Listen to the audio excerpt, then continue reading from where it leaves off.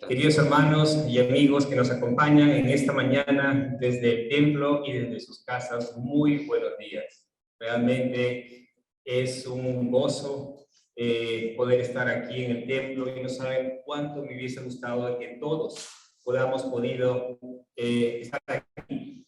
Hoy es un día de fiesta, queridos hermanos. Hoy celebramos 37 años desde que la Iglesia del Redentor abrió sus puertas oficialmente. Y cada año, el último domingo de este mes, festejamos un aniversario más. La Iglesia El Redentor inició su servicio un 16 de septiembre de 1984 en el Salón de Artesanos. Y en el edificio de artesanos fue donde se realizaron todos los servicios por 11 años, hasta que en el año 1995 inició la construcción del templo que ahora tenemos en Caminos de Lima. Esta mañana me encuentro en este hermoso lugar que el Señor ha permitido que tengamos y que muy pronto será nuevamente nuestro lugar de reunión los días domingos. El día de hoy es un culto de acción de gracias a nuestro Padre Celestial. Y aunque sabemos que debemos dar gracias al Señor todos los días, hoy damos gracias al Señor por un año más que nos permite tener. En estos 37 años hemos tenido tiempos muy hermosos y también hemos tenido tiempos muy difíciles. Pero a lo largo de todos estos años, en medio de las cosas buenas y las cosas malas, hemos visto la mano del Señor. Es Él quien nos ha sostenido y guardado como iglesia. Es solo por su gracia que estamos aquí después de 37 años. ¿Y cómo no agradecer? Para mí, el compartir un tema en esta fecha tan especial no es fácil. Estuve orando por varias semanas para saber qué tema dedicar. Y después de leer y meditar en varios pasajes, pensé que lo mejor que podíamos oír como iglesia era un mensaje dirigido por Cristo mismo a la iglesia. Así que vamos a continuar con nuestros temas de Apocalipsis. Hoy veremos el mensaje de Cristo a la iglesia en Esmirna. Antes de leer el pasaje bíblico, quiero compartir con ustedes una pequeña historia. Un pedazo de madera. En una ocasión se quejaba amargamente porque su dueño lo estaba cortando y llenándolo de agujeros. El dueño estaba tan concentrado en lo que estaba haciendo que no prestó atención a sus quejas. El hombre estaba haciendo una flauta con ese pedazo de madera. Sin esos agujeros y sin esos cortes, ese pedazo de madera hubiese quedado simplemente siendo un tronco, nada más. Pareciera como que si el dueño le estuviera hablando a este pedazo de madera y diciéndole, tal vez lo que estoy haciendo te pueda parecer que te estoy destruyendo, pero más bien te convertiré en una flauta y tu dulce música encantará las almas de los hombres y confortará a muchos corazones afligidos. Mis cortes lo que están haciendo en ti es convertirte en una bendición para el mundo. Quise compartir esta pequeña historia porque el tema que voy a tratar hoy tiene que ver con el sufrimiento y con lo que Dios hace en nosotros a través de las situaciones que pasamos en la vida. A la iglesia de Éfeso, que vimos hace 2 semanas, el tema del amor a Cristo fue el tema central. En el mensaje de hoy, el tema central es la tribulación. Leamos Apocalipsis capítulo 2, versículos del 8 al 11. Y escribe al ángel de la iglesia en Esmirna, el primero y el último, el que estuvo muerto y ha vuelto a la vida, dice esto: Yo conozco tu tribulación y tu pobreza, pero tú eres rico. Y la blasfemia de los que se dicen ser judíos y no lo son, sino que son sinagoga de Satanás. No temas lo que estás por sufrir. He aquí, el diablo echará a algunos de vosotros en la cárcel para que seáis probados, y tendréis tribulación por 10 días. Sé fiel hasta la muerte, y yo te daré la corona de la vida. El que tiene oído, oiga lo que el Espíritu dice a las iglesias. El vencedor no sufrirá daño de la muerte segura. Oremos. Amado Padre, Dios Todopoderoso, Creador del cielo y de la tierra, te damos gracias, Señor, por este día especial que nos das. Gracias por la bendición que tenemos, Señor, de poder estar delante de tu presencia, Señor. Gracias por este lugar. Gracias, Señor, por todos estos años que tú nos has dado, Señor. Este servicio, Señor, es para darte gloria y honra a ti. Te pedimos, bendito Señor, que nos guíes en este tiempo en el que vamos a escuchar tu palabra. Abre nuestro entendimiento, Señor, y habla a nuestros corazones. Dame gracia al momento de compartirla, Señor.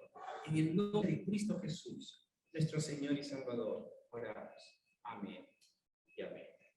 La iglesia en Esmirna, junto con la iglesia de Filadelfia, fueron las únicas dos iglesias a quienes el Señor Jesucristo no reprende. Cuando leemos los mensajes que el Señor envía a estas dos iglesias, no vemos nada negativo que el Señor diga de ellas. Esmirna estaba situada a 50 kilómetros al norte de la ciudad de Éfeso. Esta ciudad, Esmirna, era impresionante, hermosa. Quizás no era tan famosa ni tan conocida como la ciudad de Éfeso, pero en categoría no estaba muy lejos. Esmirna era conocida, la llamaban como la primera de Asia por su hermosura.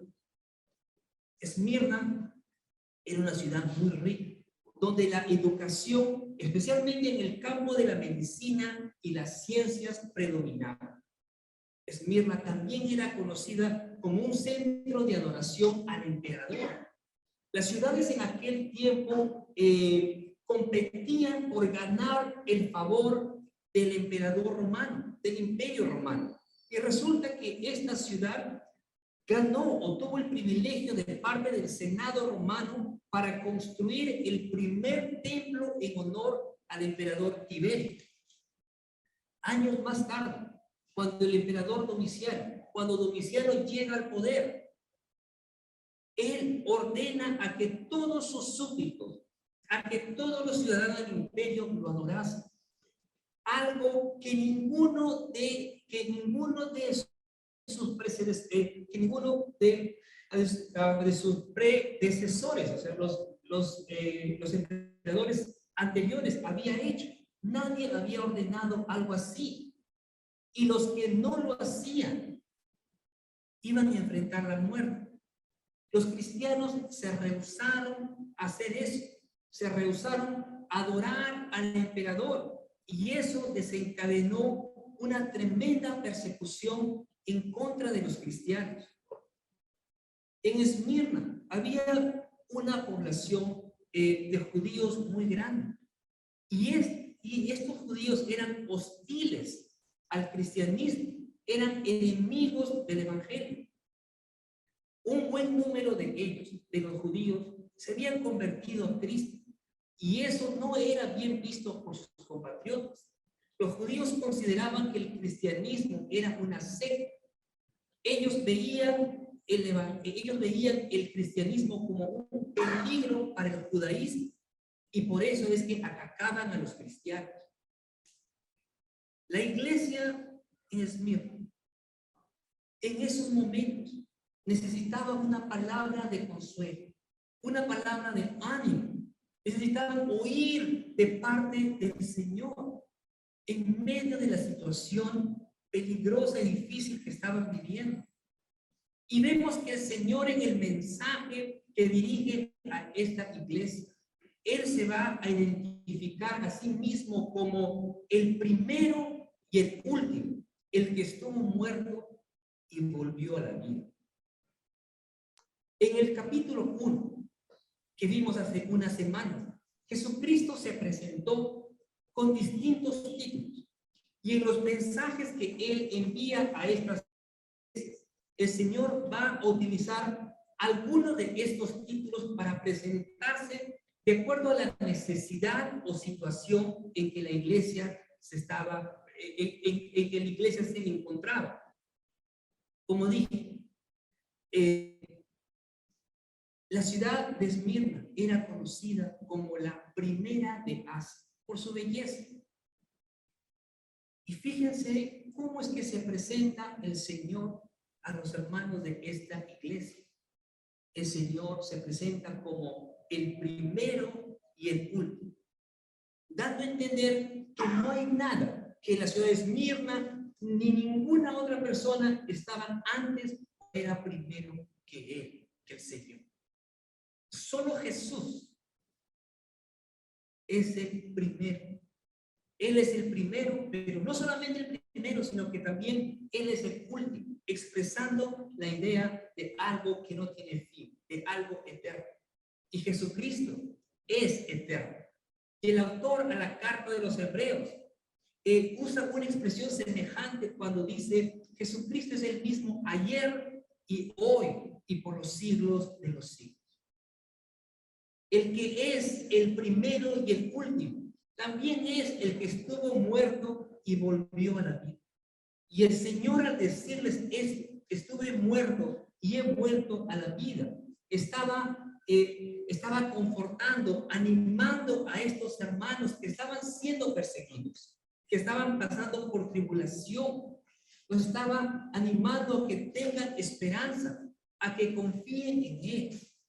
Y el hecho de saber que uno pertenece al Señor de la historia, al creador de todas las cosas, y que aquel que murió y volvió a vivir es quien nos ofrece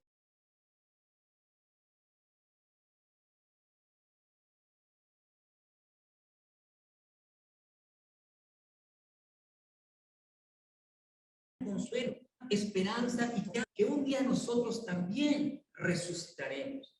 Y nuestra unión con Cristo, hermanos, es eterna.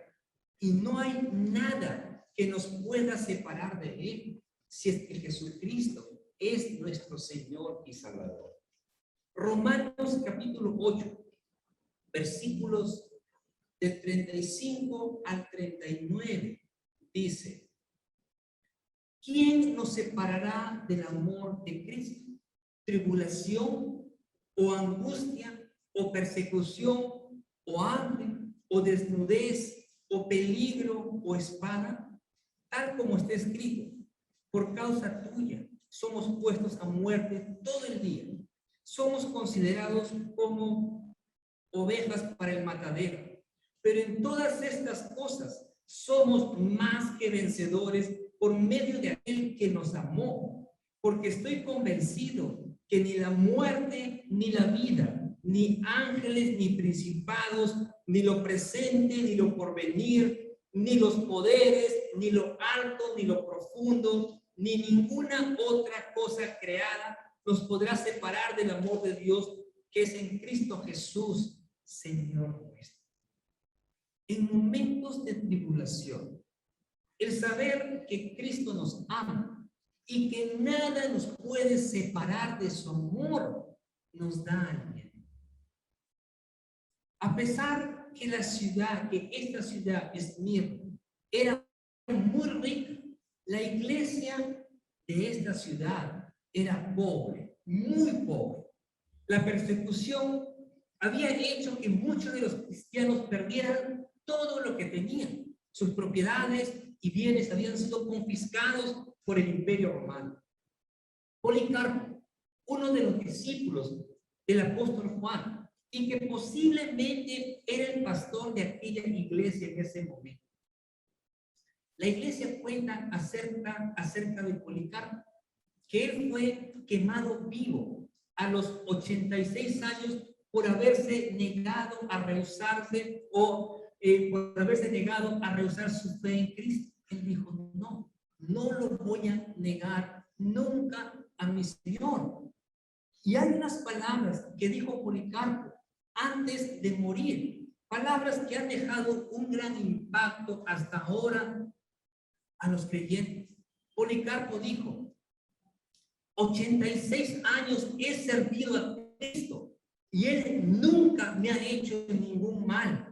¿Cómo podría blasfemar a mi Rey que me salvó? Y ojalá todos podamos pensar de esa manera, estar dispuestos a dar nuestra vida por amor al Señor. La comunidad judía que vivía en Esmirna tuvo parte en la muerte de Policarpo y también en la persecución que la iglesia estaba sufriendo en aquel momento, en los tiempos del apóstol Juan. A pesar que esta iglesia era pobre y estaba atravesando por muchas dificultades, por tribulaciones, por necesidades, esta iglesia, la iglesia de Esmirna, era una iglesia fiel. Y por eso, en el mensaje que el Señor les da, que les envía, no vemos ningún reproche, no vemos ninguna reprensión de parte del Señor hacia ellos. A diferencia de la iglesia de Éfeso, donde el Señor les va a decir, pero tengo esto contra ti, que has dejado tu primer amor. En el versículo 9, el Señor les va a decir, yo conozco tu tribulación y tu pobreza, pero tú eres rico. Y también sé de la blasfemia de los que dicen ser judíos y no lo son. Señor es omnisciente. Él sabe todas las cosas. Él conoce y ve todo lo que sucede en su iglesia. Porque Él anda, porque Él camina en medio de su pueblo, en medio de su iglesia. Jesús les dice a estos hermanos que estaban sufriendo, yo conozco tu tribulación. Yo sé de tu pobreza, refiriéndose a su pobreza material. Pero tú eres rico, les dice el Señor. Estos hermanos eran pobres para el mundo, pero ricos para Dios, ricos espiritualmente. Uno podría preguntarse, pero ¿por qué es que estos hermanos tuvieron que pasar por todas estas cosas? ¿Por qué es que tuvieron que pasar por tribulación si eran fieles al Señor? A veces podemos pensar que porque somos cristianos y porque no estamos haciendo nada mal, no vamos a pasar por ningún problema o por ninguna necesidad, pero no es así. Todos vamos a pasar por dificultades en esta vida. Y a través de esas situaciones, a través de las cosas que pasamos o que nos va a tocar enfrentar, es que nosotros vamos siendo limpiados, emblanquecidos y purificados. Apocalipsis capítulo 7, versículos 13 y 14, dice lo siguiente. Y uno de los ancianos habló diciendo, le estaba hablando al apóstol Juan, estos que están vestidos con vestiduras blancas, ¿quiénes son? ¿Y de dónde han venido? Y yo le respondí, Señor mío, tú lo sabes. Y él me dijo, estos son los que vienen de la gran tribulación y han lavado sus vestiduras y los han emblanquecido en la sangre del Cordero. Aquellos hombres, aquellas personas que estaban vestidos con vestiduras blancas, son los santos, los creyentes. Y fíjense de dónde vinieron, de la gran tribulación. ¿De dónde salieron? De la gran tribulación. Pero los creyentes de la iglesia de Esmirna no solamente estaban lidiando con la persecución, sino también estaban enfrentando la blasfemia de aquellos que decían ser judíos y no lo eran, sino que eran sinagoga de Satanás. Muchas de las cosas que los cristianos estaban atravesando en ese momento en Esmirna era por causa de los judíos. Fueron los judíos quienes habían levantado calumnias, falsas acusaciones en contra de los cristianos ante las autoridades romanas con el fin que puedan ser echados presos o incluso asesinados. Estos hombres que decían ser judíos, pero no lo eran, dice el texto, podían ser judíos de nacimiento, pero no eran judíos en el corazón, en el espíritu. Y eso es lo que realmente importa. Romanos 2:28 dice, porque no es judío el que lo es exteriormente, ni la circuncisión es la externa en la carne, sino que es judío el que lo es interiormente. Y la circuncisión es la del corazón, por del espíritu, no por la ley. Y Romanos 9:6 dice, porque no todos los descendientes de Israel son Israel, ni son todos hijos por ser descendientes de Abraham, sino que por Isaac será llamada tu descendencia. Los verdaderos judíos son aquellos que han creído en Jesucristo por la fe. Ellos son los que vienen a ser los verdaderos descendientes de Abraham. Nadie nace siendo hijo de Dios. Nosotros venimos a ser hijos de Dios al creer en Jesucristo por la fe. Juan 1:12 dice que a todos los que le recibieron, a todos los que recibieron a Jesús y a los que creen en su nombre, Dios les dio el derecho de llegar a ser hijos de Dios. El texto dice que estos judíos eran sinagoga de Satanás. Y eso suena realmente feo. Y si bien es cierto, los primeros cristianos eran judíos. Los discípulos del Señor, como sabemos, todos eran judíos.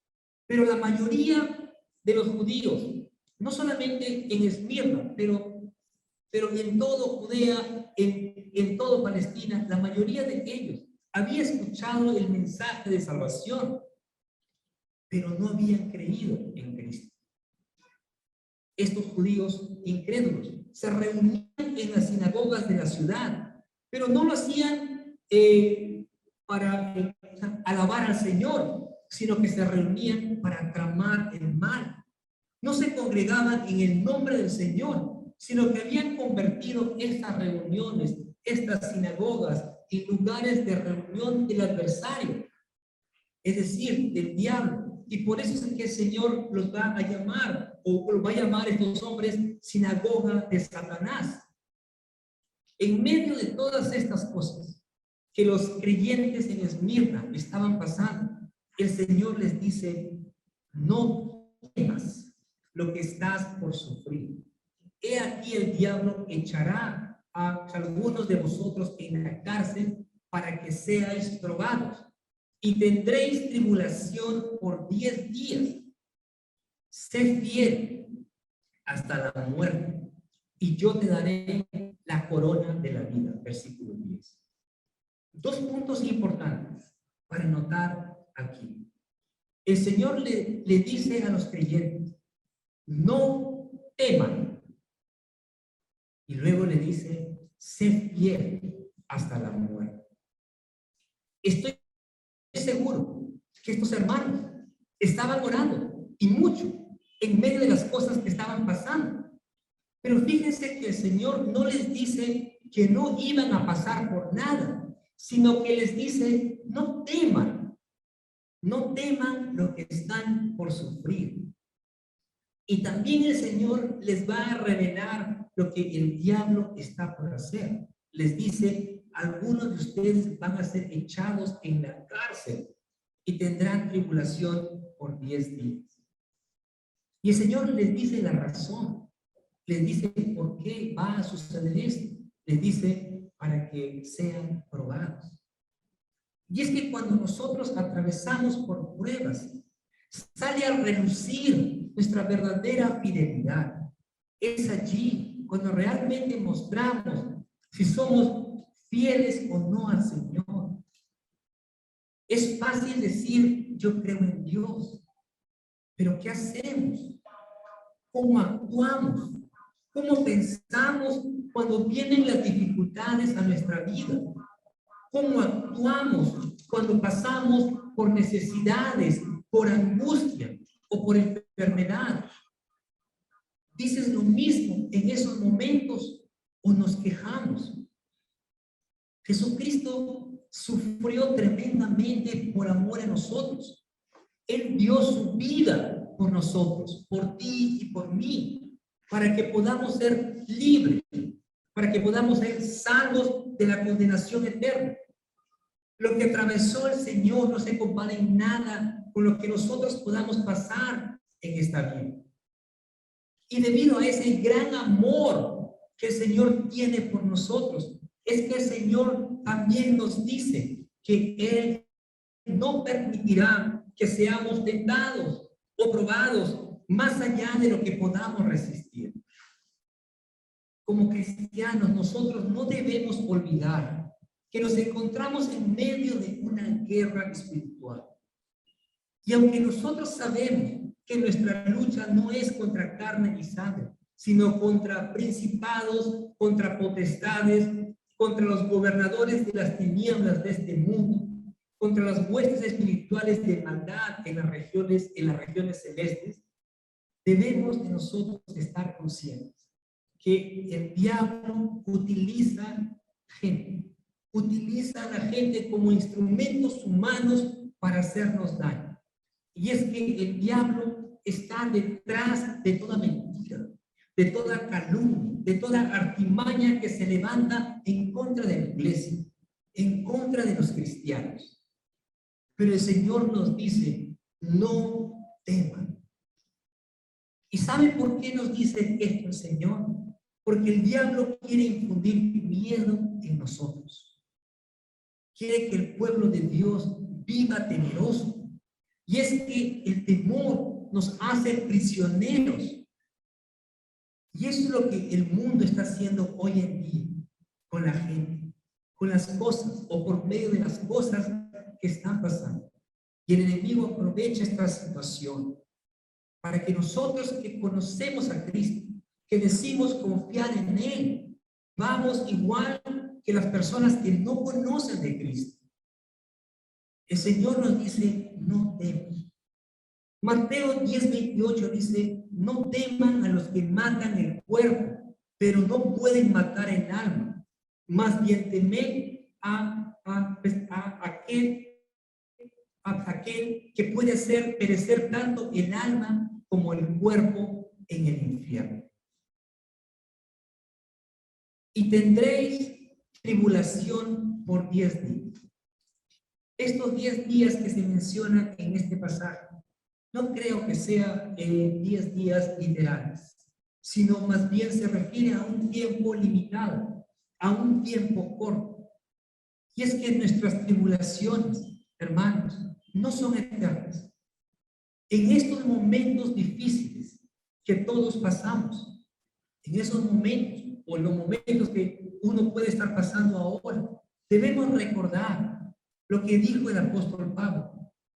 Considero que los sufrimientos de este tiempo presente no son dignos de ser comparados con la gloria que nos ha de ser revelada.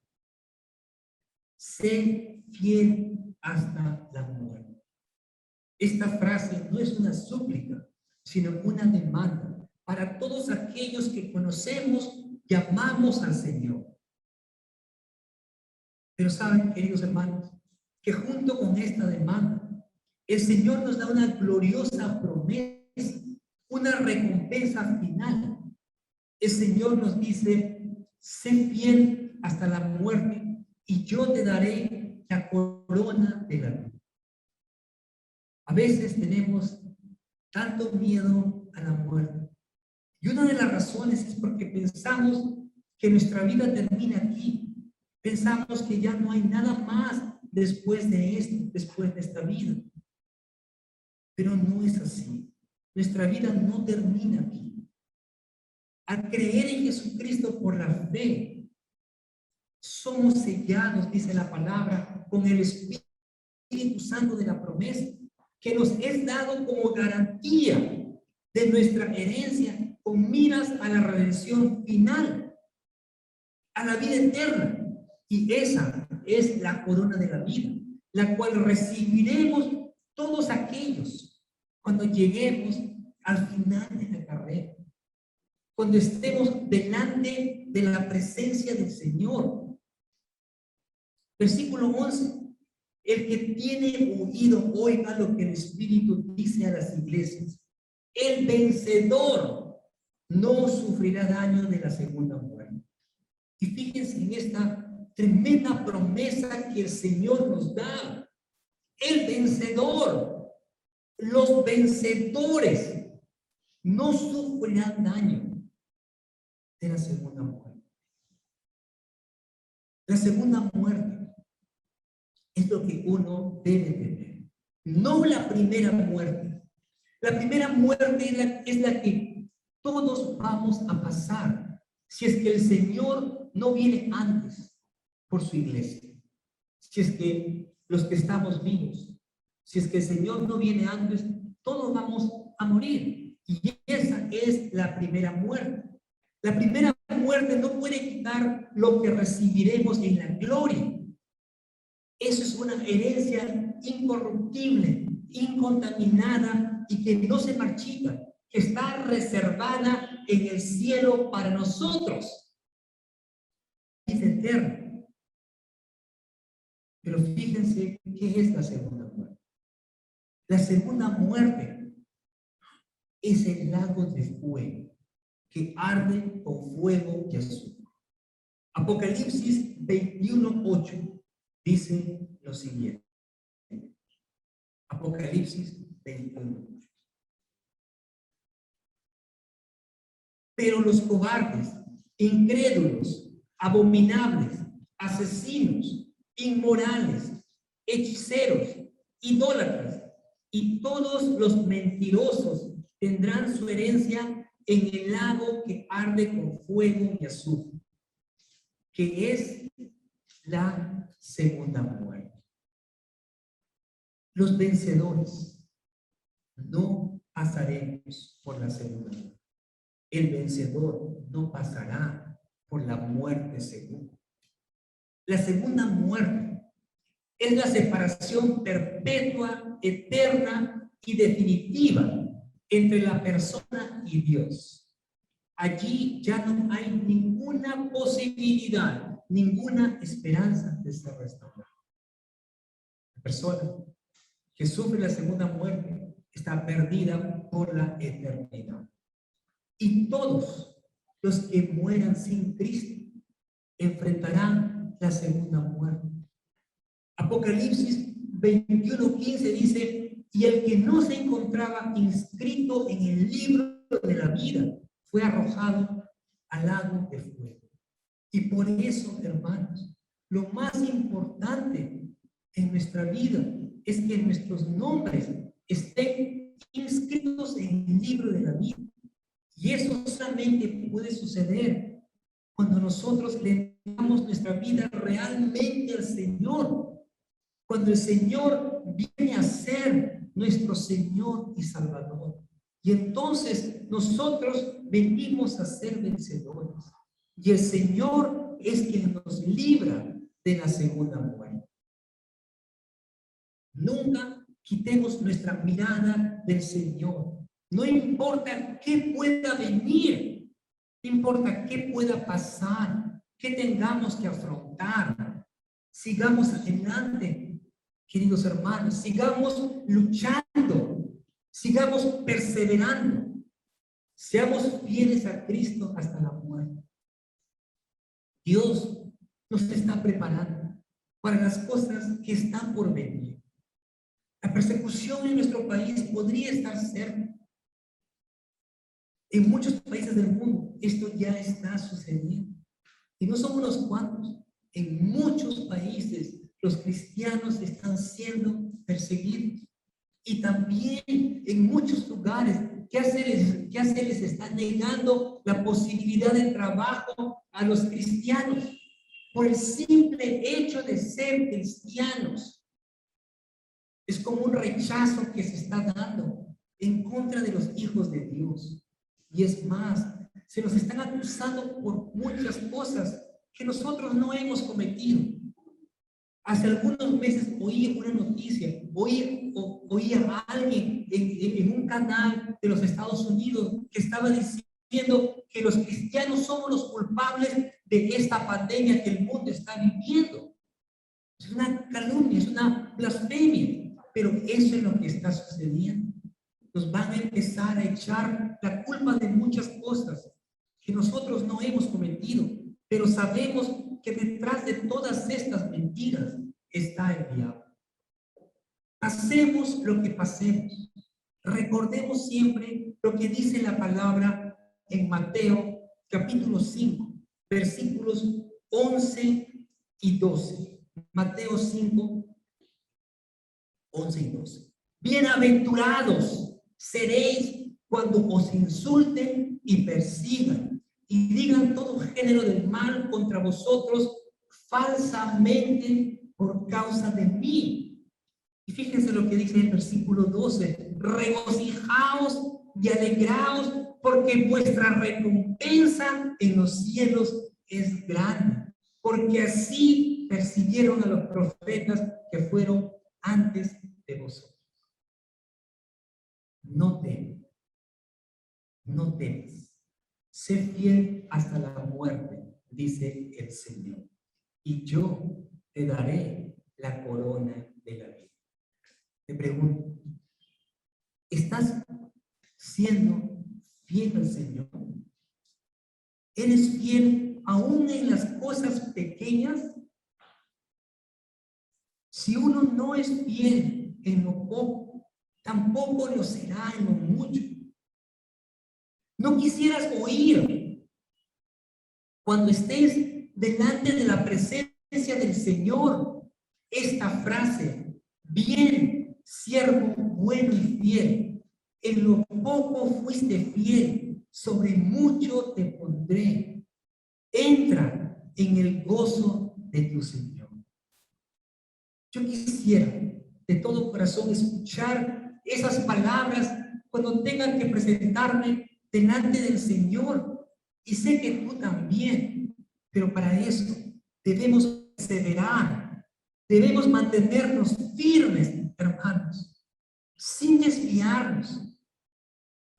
Mantengamos nuestra mirada fija en el Señor, en sus caminos hasta el final. Sé fiel hasta la muerte. Dios permite que podamos celebrar muchos años más, pero necesitamos ser fieles al Señor. El que tiene oído, oiga lo que el Espíritu dice a las iglesias. El Señor, el día de hoy, está hablando a su iglesia. Amado Padre, Dios Todopoderoso, gracias, amado Señor, porque tú eres bueno, porque tú cuidas de tu iglesia, Señor, porque tú andas en medio de esto.